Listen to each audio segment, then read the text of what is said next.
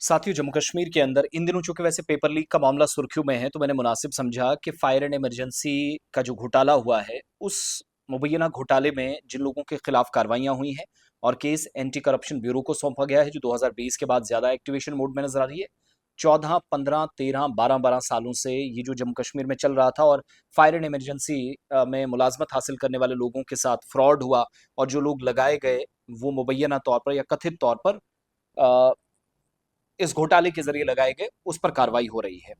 तो इसमें ताज़ा पेशरफ्त ये हुई है कि 12 लोगों को गिरफ्तार किया गया है। एंटी करप्शन ब्यूरो के मजीद इस पर बयान का इंतजार रहेगा और आज मेरी मालूमात है कि इन तमाम लोगों को अदालत में पेश किया जा रहा है।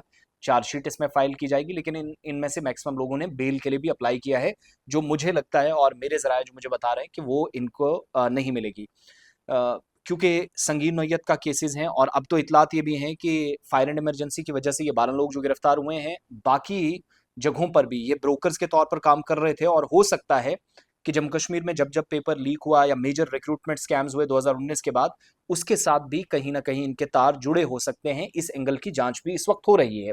जिन लोगों की गिरफ्तारियां हुई हैं, एफआईआर नंबर 1/2025 है।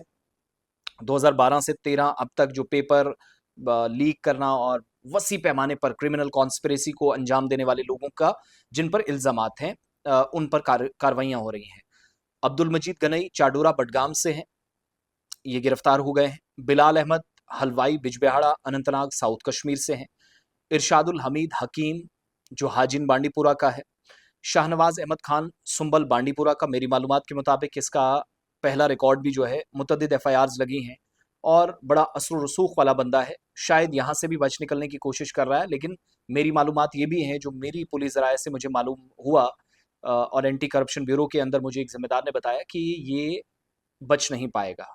ये इंतहाई संगीन नौयत का मामला है। इसके अलावा अली मोहम्मद भट्ट चाडोरा बडगाम के, शबीर अहमद मलिक सोईबुक बडगाम के, और ये जो शाहनवाज खान है, ये इसलिए भी सुर्खियों में क्योंकि एक ही फैमिली के या एक ही जगह के जो छोटा सा इलाका है बांडीपुरा का, वहां 8 लोग इस रिक्रूटमेंट में आए। जैसे बडगाम में एक ही फैमिली के 5 लोग लगे, ठीक वैसा ही केस। मुश्ताक अहमद राठी टंगमर्ग से इनका ताल्लुक है। समीरुल्लाह राथर हैं चाडोरा बडगाम से। मुजफ्फर अहमद भट्ट हैं काकपुरा पुलवामा से। जाकिर हुसैन फगसू हैं डोडा से और संजय दत्ता हैं जम्मू से। यानी आप नेटवर्क को देखिएगा, नॉर्थ कश्मीर से साउथ कश्मीर, साउथ कश्मीर से चिनाब वैली, चिनाब वैली से जम्मू इंटीरियर बेल्ट, ये तमाम लोग छाए हुए हैं और इन्वेस्टिगेशन चल रही है। मुतद्दिद लोग मजीद गिरफ्तार हो सकते हैं, मजीद गिरफ्तारियां हो सकती हैं। पेपर लीक नेटवर्क को बेनकाब करना, तमाम जो फ़ायदा उठाने वाले लोग हैं उनकी निशानदेही करना, फ़ायदा दिलवाने वाले लोगों की निशानदेही करना और हर मुलजिम के किरदार का तयन करने की कोशिश इस वक्त जारी है।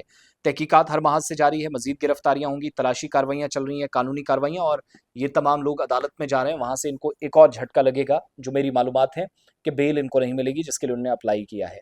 सो अल्लाह करे जिन लोगों ने गलतियां की हैं वो सही फंसें, और जिन्होंने कुछ भी नहीं किया, शक व शुबहात के दायरे में वो आए, लेकिन फंसाया ना जाए, किसी की जिंदगी बर्बाद भी नहीं होनी चाहिए। मगर जो लोग फंसे हैं, क्लिनिकल एविडेंसेस इनके खिलाफ हैं, जो एसीबी जराये ने हमें बताया है। नौजवानों की जिंदगियां तबाह करने वाले लोग वैसे ना बने कि उनका दोबारा वेलकम हो, कि बेल ले ली, आ गए कोर्ट से बाहर। जैसे धर्मेंद्र प्रधान साहब, उनने इस्तीफा दिया, वापस पार्लियामेंट पहुंचे, जबरदस्त अंदाज में उनका इस्तकबाल हुआ, स्वागत किया गया। अभी तक की ये सारी डिटेल्स हैं, मजीद इसमें तफसीलात आएंगी। किंग पिन्स भी इनमें से हो सकते हैं, लेकिन ब्रोकर्स हैं। और सिर्फ मैं फिर से कह रहा हूं, ये फायर एंड इमरजेंसी नहीं, बल्कि बाकी पेपर्स जो कुछ गड़बड़ियां हुई, लीक हुए, कहीं कोई शफाफियत पर सवाल उठे, अकाउंटेबिलिटी और ट्रांसपेरेंसी का नाम नहीं रहा, लोगों से पैसे खाकर उनकी सिलेक्शंस करवाई गई, उस एंगल से भी जांच इन लोगों के खिलाफ हो रही है।